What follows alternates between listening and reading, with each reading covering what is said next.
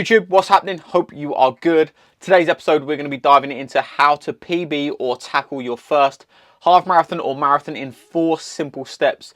And ultimately, these 4 simple steps are going to simplify the complete game for you. So you can literally go and tackle your next half marathon or your marathon in the very best possible shape you can be in, but also perform at the level that you truly want. So step number 1, and the most actually important one of them all, to be honest with you, is energy management. And the reason why this is so important is because if you're not managing yourself well away from the training and nutrition side of things, it's going to make performing at the level you want extremely hard, right? No matter if it's your first one or if it's a PB attempt, right? Energy management is going to be absolutely key. And I'm not just talking about going for an ice bath, going for a sauna, right?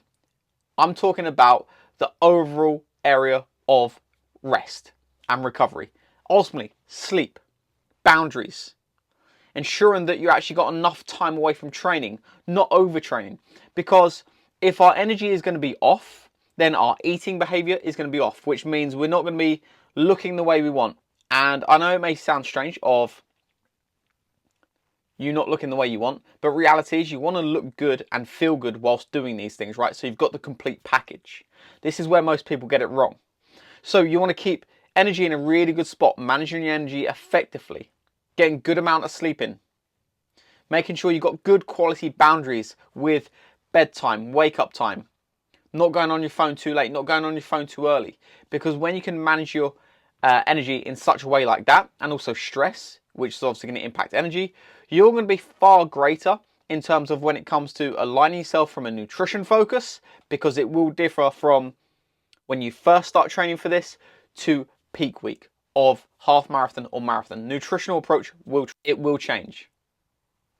So the key factor here is making sure energy is in a really good spot across the whole training time, whether that's 12 weeks, whether that's 20 weeks. So nailing your energy and managing it really effectively is going to be a key driver to 1, effectively train, 2, effectively eat, 3, perform the way you want. So that's, again, step 1, making sure your energy management is being absolutely nailed. Yes, there's going to be things in life that stress you out. Yes, there's going to be moments in your training plan where you're not actually going to be sleeping that well because certain things may happen, right? It's a given, but it's the actual focus and intent you go in with it, trying to manage it as effectively as you can, is going to put you in a far better spot where if you just ignore it and just think, I just need to run for X period of time, for X amount of weeks, then I'm going to do a half marathon. That won't actually get you anywhere. This needs to be done in steps, and this needs to have structure to it. Step number 2, actually having structure to a strength training program. And a key factor really of PBing your next half marathon, or even tackling your first one, is making sure you are getting as strong as you possibly can. And another mistake I see so often is people now neglect strength training in a half marathon and a marathon phase. And to be honest with you, that's the quickest way to get injured. That's the quickest way to underperform, because the more strength you got about you, the more power and the bit more muscle you've got on you, the power output is actually going to be far better. You're going to be far stronger to hit the times that you want when you start to synchronize your strength training and your run work together. Getting a form of a strength training process in play is going to be a huge key driver. And ultimately, it wants to come in phases and not just repeatedly doing the same things with the same reps, same weights, same tempos, same sets.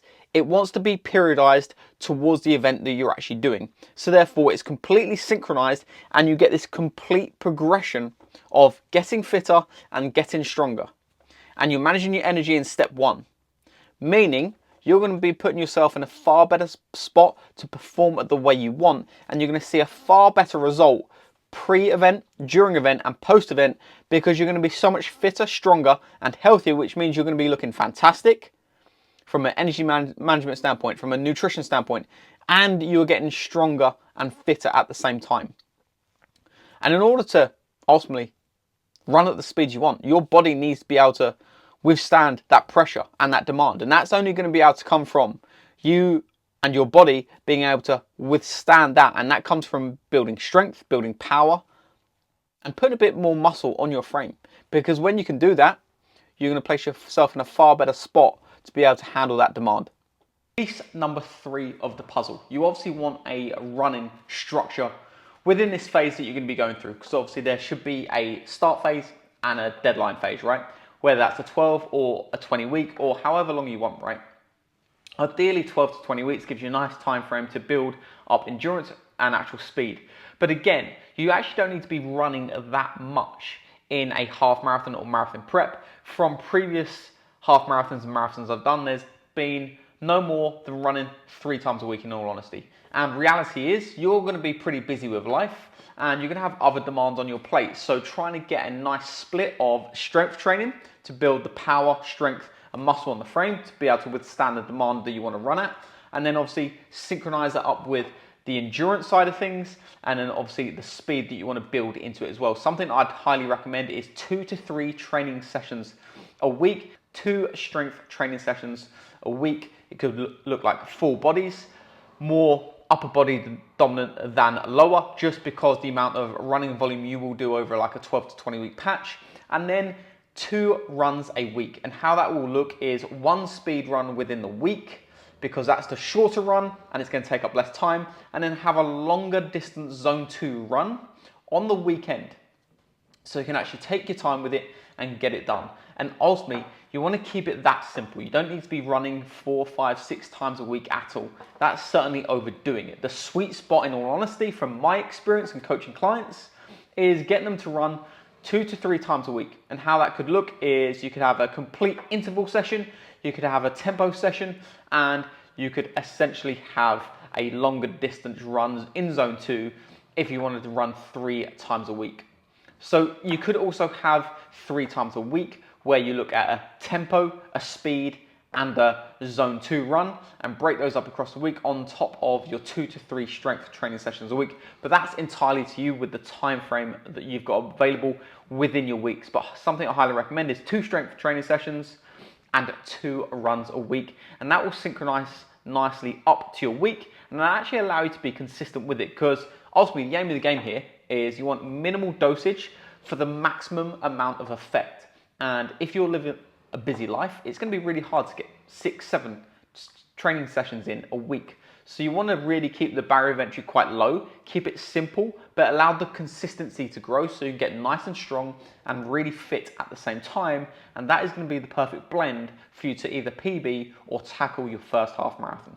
And finally, you obviously want a nice structure with your nutrition. Again, keeping it stupidly simple so it fits within your lifestyle really well.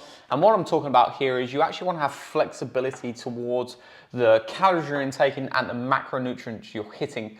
Because ultimately, if you're anything like me, you like to go out to consume some food, whether that's breakfast, lunch, or dinners. You most probably like to go out for a few drinks here and there as well. Now, obviously, when we get closer to the event, you obviously want to tighten the screws with certain areas, especially like alcohol, right? Because that's not really going to allow you to perform at your best, but you can have a little bit more flexibility the longer you're away from race day. And then as you close in on those weeks, then obviously you want to tighten the screws in certain areas, which I'll dive into in another episode.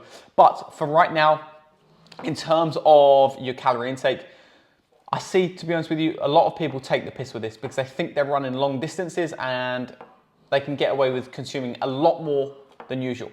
Now, reality is you're not actually burning that many calories when you're doing, if it's a half marathon training plan or a full marathon training plan, you don't actually burn that many more calories. Reality is you're just slightly above maintenance calories because you're now in a new maintenance level, simply because your average output is going to be that little bit higher. So again, you want to synchronize this up, and the best way to gain control around your nutrition around this is have some form of way to track your nutrition, something like MyFitnessPal or a NutriTrek, so you can get complete clarity of data, knowing what you're putting in, and then obviously knowing what you are putting out in terms of steps, in terms of training sessions across strength and the run work. So that's synchronized up nicely, hitting around maintenance calories. Now, something I do suggest is when you do have the longer runs, allow yourself a little buffer of 200 to 300 extra calories on top of your maintenance, just because that maintenance bracket will budge up slightly for that day because your output is that much higher. So again, don't take the piss with it. Tighten the screws with your nutrition as you edge closer towards race day. But again, have some form of tracking available so know exactly what you're putting into your body from a calorie and a macronutrient standpoint. And then on that longer run on the weekend, that zone 2 run, make sure you allow yourself extra 200 to 300 calories of quality food if possible, just to ensure that you're not actually putting yourself in a small deficit and being unaware of it. Again, when it comes to race day, you're obviously wanting to then have some form of carb loading in play, whether that's a couple days before or 5 days out, depending if it's a half marathon or a marathon. That again is going to have to be specifically tailored towards you and that event.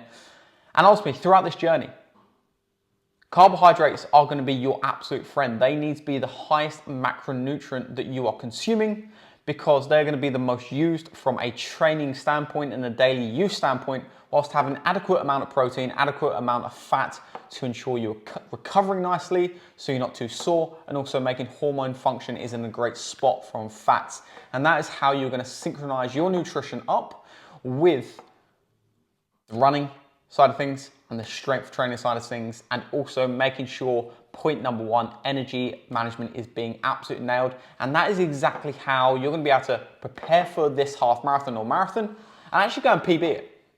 But not just PB it, you're going to be able to look good whilst doing it as well, because you've managed your energy well, you've built a nice amount of strength and muscle, you're actually running effectively and the way you should be and not overdoing it so you're not burning yourself out. And also from a nutrition side of things, you're making sure you're not taking the piss from a nutritional standpoint and just saying, you know what, I can consume as much as I want because I'm running now. Reality is you can't. That's what happens when people start to lose their physiques. And reality is, if your nutrition is far more tighter towards your goal, you're going to, again, perform far greater as well. So having these all structured out, those 4 steps, is going to really allow you to hit the nail on the head of you performing at your best, hitting that PB, and ultimately looking very good whilst doing it. Ladies and gents, hope you found that incredibly useful. And if you have any more questions around how to simplify your training for your half marathon or your marathon that you're looking to tackle, just drop a comment below and I'll get straight to you.